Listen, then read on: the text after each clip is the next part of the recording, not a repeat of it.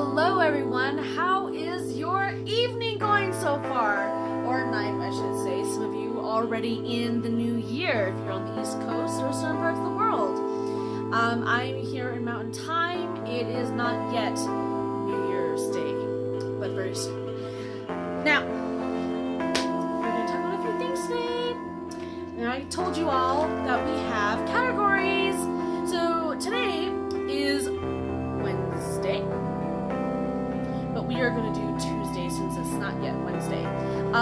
Testimonial Tuesdays, being thankful for all of the blessings in our life, and praying and taking prayers for continuous blessings. I guess I can start off first. I definitely am extremely grateful that I actually have a office now. Yay! It actually has come together super well. So that's really nice blessing. I'm also very grateful for the wonderful house that I am graciously able to live in. A wonderful husband, beautiful animals, even the neighborhood that I live in and the area I live in with miraculous views. You can look outside and you see the mountains and the Pikes Peak and all. Very worthy in my eyes. Well, if you guys have anything that you would like to praise about, or you would like a prayer about something, please let me know in the comments, and the next time we do a video for next Tuesday, I will be sure to announce these things. So, we're going to go on to a few things. In fact, I'm going to do a kid section for a minute, because I know that the kids out there would like to listen to something cool. Alright, so here are the factories!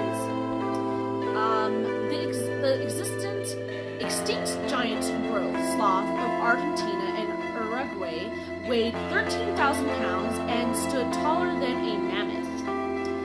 Wow.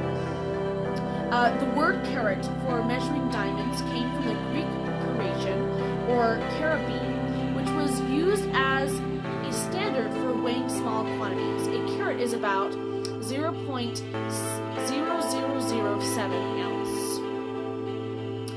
Ma Yu Qing's Bucket Chicken House opened in AD 1153 in the city of Kaifeng, China. It is still in business, making it the world's longest running restaurant. Wow, and how? This one is the Hindenburg, which looks like a huge blimp, was the largest airship ever built. At 800 feet long, it was only 78 feet shorter than the ship Titanic. What? Barbed wire was first made in the United States in 1874. Within 10 years, the American Steel and Wire Company was producing more than 600 miles of wire each day. And you know what's funny about that is here in Colorado where I live, there's a lot of ranchers, and a lot of the fences that you may see around the country are these barbed wire fences, which I'll go ahead and show you. It looks like that. And I know, like, when you're trying to go on the other side and you have to crawl and then it gets stuck in your clothes and stuff. I know some of you may know what I'm talking about. Alright, let me see here. Okay. We're gonna read a story, and this is called Angel Dog. Sometimes God's protective agents have 4 feet and fur. And here we go. I would go for a glass of lemonade right about now. Jolie panted as she stopped the lawn mower. Yeah, Mom, Elliot chimed in. I know we agreed to do the lawn this Sunday, but it's turned out to be the hottest day this year. You're right, kids, Mom agreed, and she turned to enter the house. I'll make a fresh pitcher of lemonade with lots of ice. The shadowy inside of the house was a welcome relief from the boiling temperatures outside. And I'm sure all of you know the summertime gets hot, so we can all agree with this, correct? And Mom quickly made lemonade. When she returned to the doorway, balancing the pitcher and 3 glasses, she was surprised to see the children romping about in the yard with a half-grown German Shepherd puppy.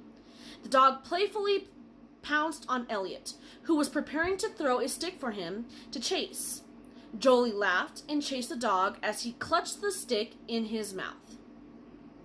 "Where did the dog come from?" Mom asked as she sneered. Elliot stood up and brushed grass clippings from his hair. "When we were waiting for you to come, he ran up to the street. We called to him and he trotted over. Can we keep him?" "Please," Jolie chimed in. She approached Mom with the stick in her hand and the dog covering behind her. "Well," Mom was dubious. "First, go get some of those dog food samples that we got at the fair. And get one of the plastic bowls. Jolie, get the dog some water. It's too hot to let the poor thing go without a drink, with all that fur." The kids ran to comply, and soon the dog was presented with food and water. But to their surprise, their new friend refused to eat. He sniffed the water, and Elliot scooped up some of it in his hand and hovered it under the dog's nose. But the dog turned away sharply, grabbed the stick again, and trotted away, looking back as if to say, "Play with me!" Mom mused. Most dogs would drink water on such a hot day. The dog, however, seemed only to want to play. He frolicked about in the yard, barking with joy. Jolie and Elliot ran over after him, laughing. Soon the sun began to set, and the wind took on a chilly bite. "Time to come in," Mom called. "Jolie! Elliot! Please come in!" The children ran up with the dog behind them. "What are we going to do with the dog?" Jolie asked. "We can't just leave him outside." "I'm sorry, but that's the way it has to be," Mom replied. "Our lease doesn't allow pets, so I can't risk bringing the dog inside. But he'll be fine. It's warm tonight. Tomorrow I'll call to place an ad in the paper about a missing German Shepherd. Leave the food and water out. He might be hungry later tonight." Jolie and Elliot looked up at their mother with crestfallen faces. But they sighed and agreed night was coming, and they had school the next day. It was time to go to sleep. Ooh, this is getting spicy. Later, as Jolie and Elliot prepared for bed, Mom remembered that she had left her school bag full of papers in the car. She needed them to draw up the next day's lesson plans. After tucking the children in, she went to the door and opened it. She reached to open the screen door, but stopped in surprise. The German Shepherd was right outside the door, lying tightly against the screen, his tail curled over his flanks. He looked up expectantly at Mom. "Well, what are you doing here? Don't you have to go home?" Mom murmured under her breath. She gently pushed against the screen door to encourage the dog to move. He growled deep in his throat and gave a low bark. Mom frowned. "What's wrong, boy?" Mom thought for a minute, then pushed the screen door again.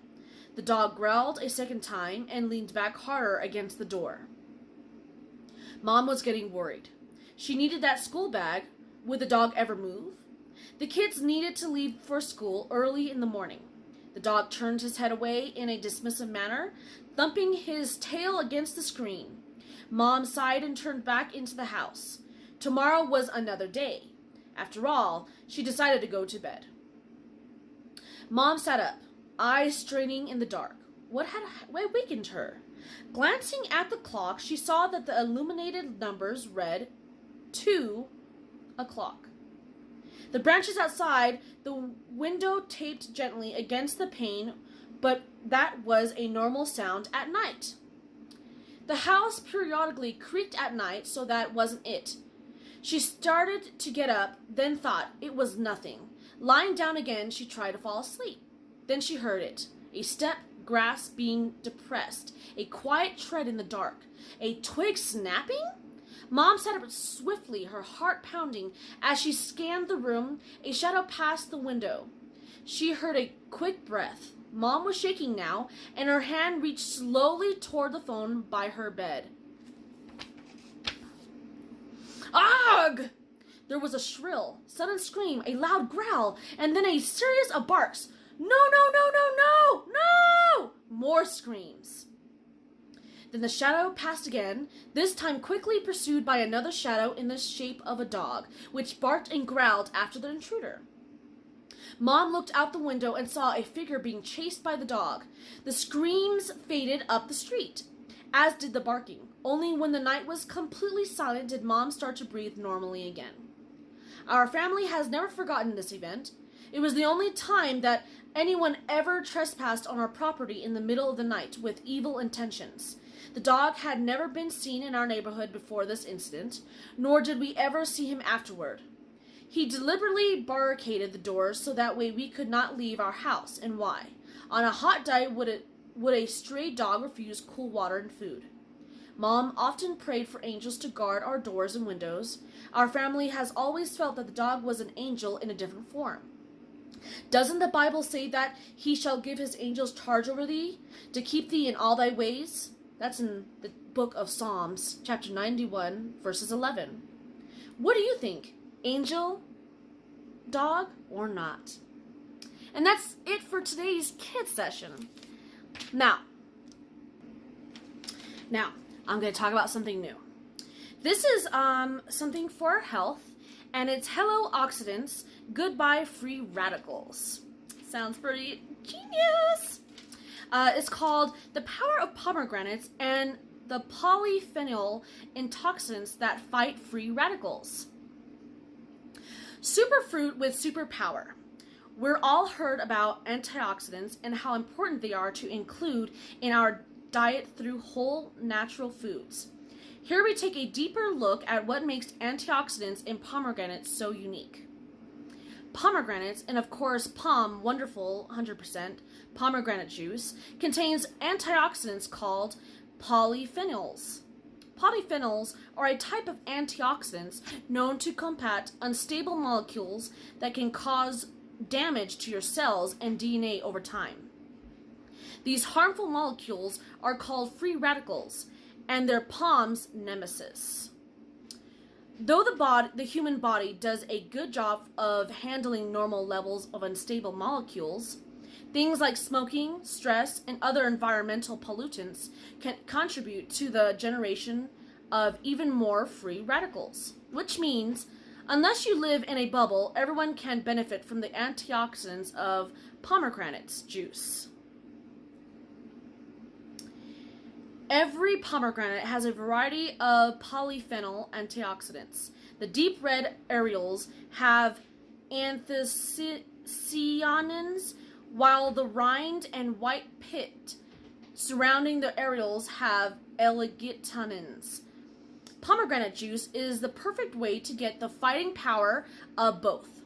To maximize the polyphenol level, pomegranate juice is made by pressing the entire pomegranate so that each 16-ounce bottle contains the juice from 4 whole pressed pomegranates. That means there's antioxidant goodness in every bottle.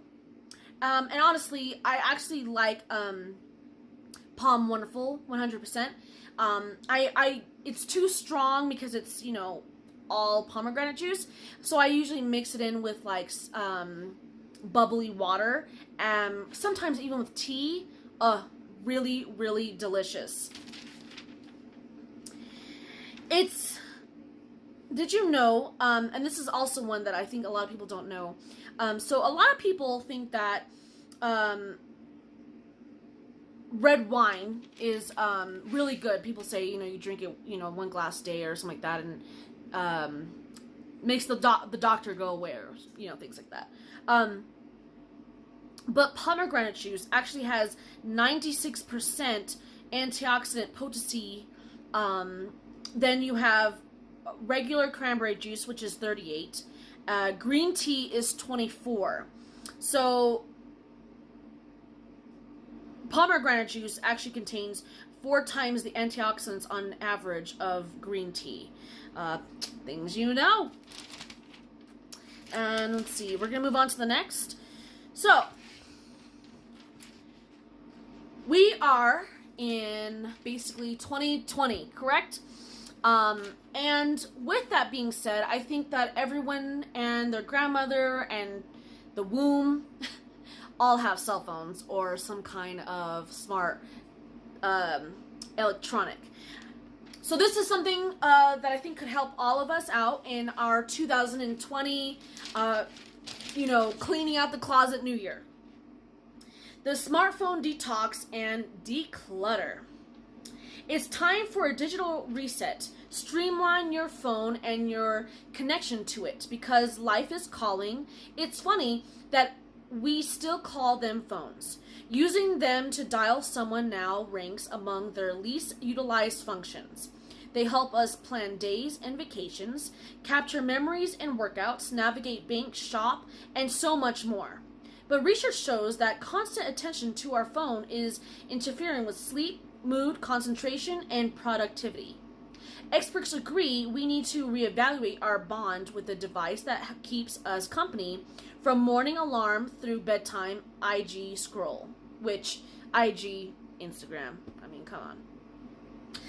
Catherine Price, science journalist and author of How to Break Up with Your Phone, suggests you get serious about making the half hour before and after bed phone free.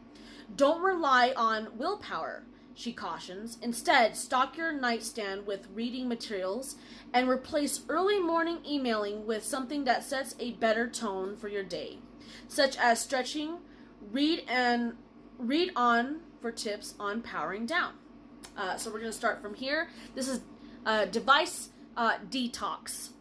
Number 1, purge. Go through your apps, news, email, games, social media, look at each one, considering function as well as whether using it makes you feel good or lousy. Delete liberally. People forget that you can put an app right back on, Price says. Number 2, organize. Your home page is prime real estate. Reserve it for the practical apps and tools you require regularly throughout your day, or any that support habits you hope to build, such as daily meditation. Dedicate the clock, the dock, or navigate bar to your absolute favorites. Number 3, review. A personal photo on your lock screen strengthens your emotional connection to your phone. Price suggests putting that picture in a frame on your desk and opting for a plain background or inspirational quote on your phone. Remember, you're the functioning human and you get to decide what is working and what's not. Then make changes so you can have a relationship that feels better to you. Wow, isn't that inspirational? I mean, I'll tell you, let's see, the first time I got a phone, I was 12 years old, or was I 12 or was I 11? Either 11 or 12. And once I got my phone, I mean, it was like one of those little Nokia phones, and so my favorite thing was definitely the ringtones, the ringtone part of it. And of course, and then when I got a little older, then we had AOL, and I got really hooked on to the Yahoo Messenger, But here nor there, I definitely am going to try to do better with my phone device. I think for the most part, I am doing much better than I used to. I mean, people couldn't even barely touch my phone or look at it without me going, what are you doing? I'm sure I'm not the only one, And of course, as you guys like to know, I would like to read the Bible Promise book. We read the first one together, and it was about attitude. And so this one, what I'm going to be reading is just little tiny little Bible scripture quotes. But those who trust in the Lord will find new strength. They will soar high on wings like eagles. They will run and not grow weary. They will walk and not faint. This is in the book of the Bible, book of Isaiah, chapter 40, verses 31. Treat others just as you want to be treated. Don't we all want that? And not all of us do it. This is in the book of Luke, chapter 6, verses 31. And I'll stop there for right now. But I really want to impact the idea of the verse that says, treat others as you want to be treated. A lot of times, especially the way we grow up in our life, the things that we do and stuff, we forget to intend to put ourselves in another person's shoes, and we treat people differently than we would treat ourselves due to it not being you. And that doesn't necessarily have to be a I'm trying to think of the word, not a selfish thing. It's just we don't put ourselves in that perspective.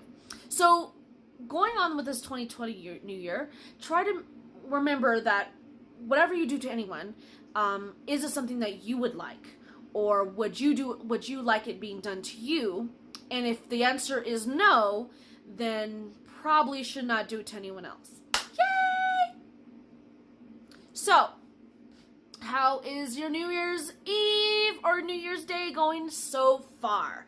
Are you keeping up with this Motivational Tuesday inspiration? I hope so, because I hope that every video that is being produced is going to inspire every one of you as long as I'm able to do all this. It's because of you, my beautiful friends and fans, that I am able to keep doing what I do best. And what I love to do is what I like, helping people. Remember, the saying goes, I help you, you help me, and we make ourselves the improvement to change for a better future. From Avalonias Improvement, this is Avalonias, and I'll see you all next year.